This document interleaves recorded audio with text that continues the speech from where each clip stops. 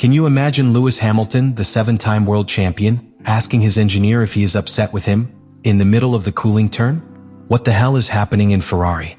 What Hamilton has just revealed about radio conversation in Monaco could be the trigger for an unprecedented internal crisis. The 2025 Monaco Grand Prix promised to be, as every year, one of the most emblematic appointments of the Formula One calendar.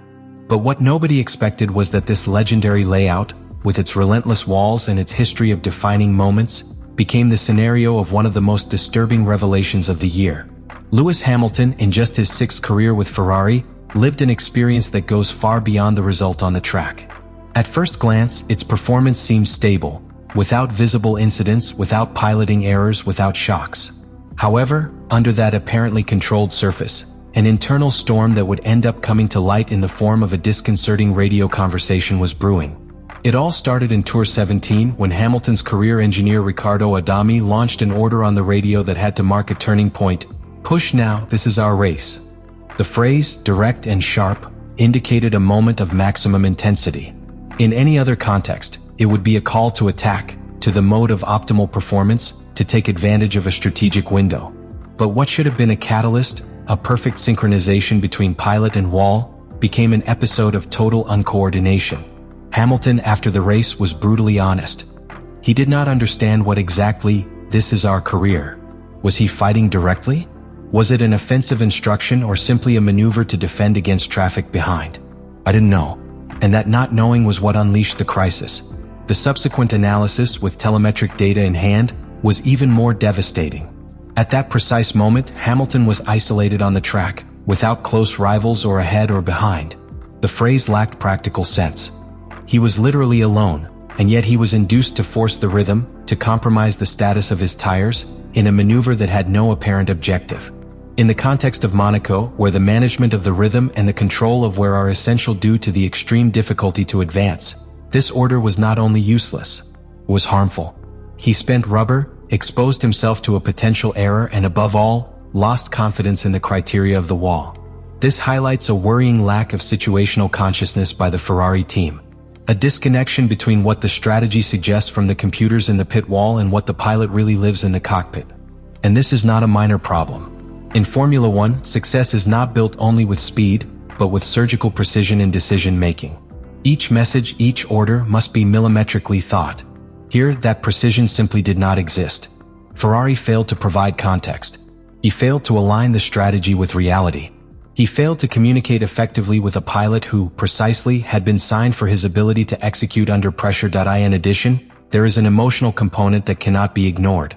Hamilton is not a rookie. He is a world champion, a reference. But it is also a human being who, like any other, needs clarity to operate in its best version.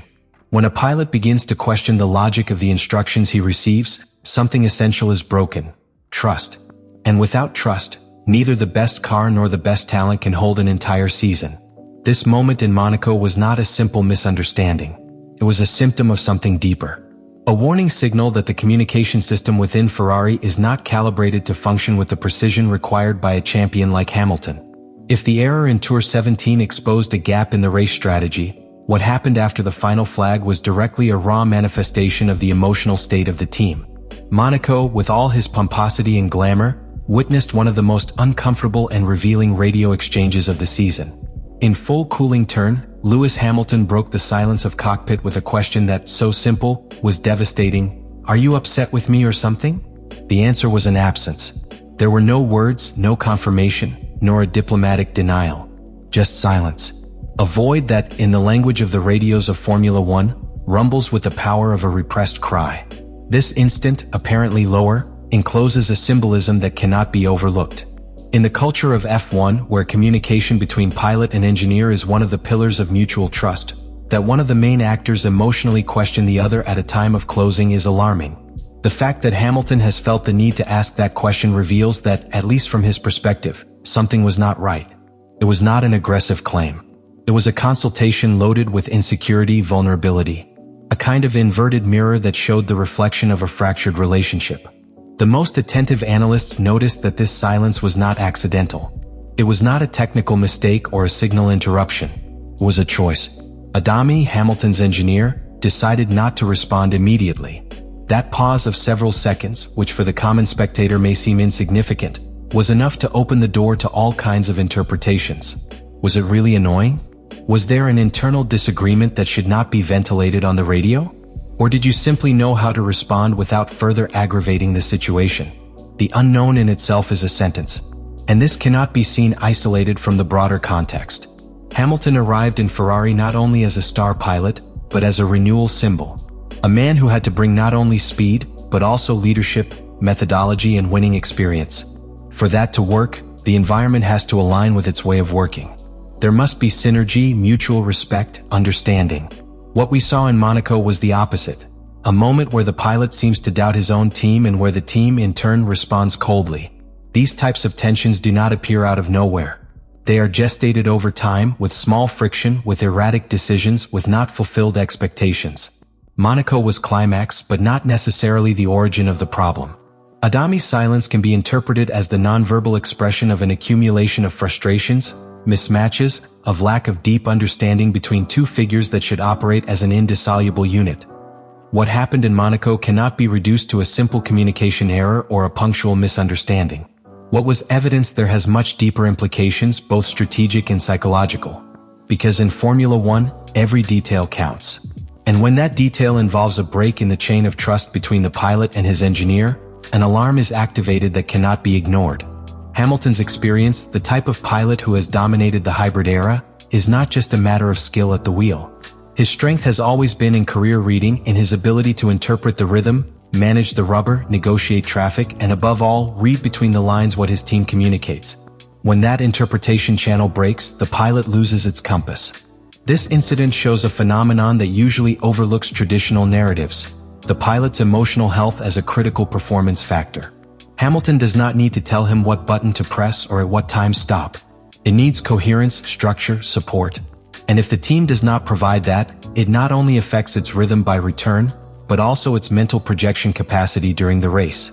A poorly transmitted order not only compromises a stint, compromises the complete strategy because disorganizes the pilot, he takes it out of his control zone, he introduces a doubt where there should be certainty. This is especially dangerous in a team like Ferrari, which has fought for more than a decade to recover its competitive identity. Sign Hamilton was a statement of intentions. It was his bet to return to the top. But sign it is not enough. The necessary ecosystem must be built around you to operate in your best version.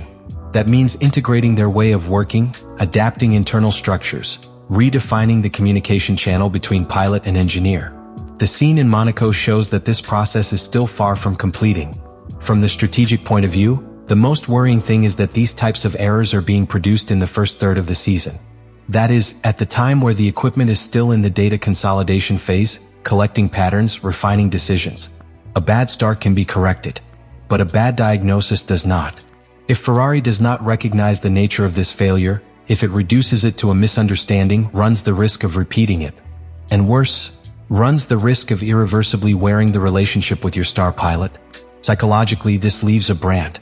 Hamilton, like any elite competitor, operates with very fine self-confidence margins. When he feels that the environment is not aligned, he tends to close, to retract, to look for his own interpretation of the race above what the team indicates.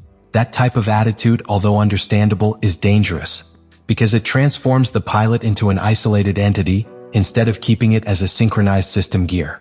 In high-pressure contexts such as those experienced in urban circuits or changing climatic conditions, that disconnection can be the difference between adding podiums or being out of the points. The case of Monaco 2025 must be studied not as an anecdote, but as a warning signal. Ferrari has a historical opportunity in his hands, but also immense responsibility. You must decide if you are going to build the team that Hamilton needs, or if you are going to force you to adapt to an ecosystem that has already shown not to be calibrated for your style. The window for that decision is closing. And time in Formula One always runs faster than it seems. What happened in Monaco is not just one more story within the controlled chaos that is Formula One. It is a perfect reflection of how, in this sport, the most expensive errors do not always occur more than 300 km per hour, but in the seemingly lower details. In a poorly chosen phrase. In a misunderstood silence. In a question that should never exist. Hamilton's seen asking if his engineer is upset with him. It is not a simple anecdote. It is the symptom of something structural. It is a warning that can mark the course of a whole season. And so, I want to invite you to think about something deeper. How much damage can a bad communication management at the cusp of world motor racing? Are we facing a simple phase of adaptation between Hamilton and Ferrari, or are we witnessing the beginning of a premature break?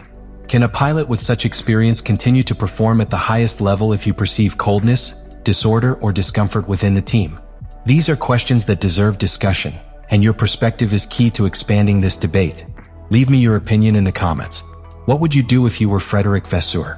Would you redesign the internal communication system? Would you change the engineer? Or do you think Hamilton needs to adapt more and question less? And if you have followed the season closely, have you noticed other indications of tension between the British and Ferrari pilot that we have been overlooked? I want to know what you think, because the details that you observe are also part of this collective analysis that we make between fans. In addition, if this type of analysis is interested, if you are passionate about how the human, strategic, and technical factors are intertwined in Formula One, subscribe to the channel and activate the bell. Because we will talk about how rival teams like McLaren and Mercedes are building much more solid ecosystems around their pilots. Ecosystems where silence does not generate doubts, but trust. And that, today, makes the difference between winning and losing. Thank you for accompanying me on this tour of one of the most uncomfortable and revealing moments of the season.